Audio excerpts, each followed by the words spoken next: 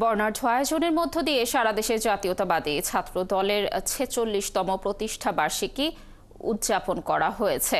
দিনটি উপলক্ষে ঝালকাঠিতে ছাত্র দলের স্থানীয় নেতাকর্মীরা খণ্ড খণ্ড মিছিল নিয়ে সরকারি উচ্চ বিদ্যালয় মাঠে জড়ো হয়। সেখান থেকে বের হয় আনন্দ শোভাযাত্রা। শোভাযাত্রাটি শহরের বিভিন্ন সড়ক ঘুরে প্রেস ক্লাবের সামনে গিয়ে শেষ হয়। পরে সেখানে অনুষ্ঠিত হয় আলোচনা সভা এবং স্বেচ্ছায় রক্তদান কর্মসূচি। আলোচনা সভায় প্রধান অতিথি ছিলেন বিএনপির কেন্দ্রীয় কমিটির বরিশাল বিভাগীয় সহ সাংগঠনিক সম্পাদক ও বিএম কলেজের সাবেক ভিপি মাহবুবুল হক নান্নু।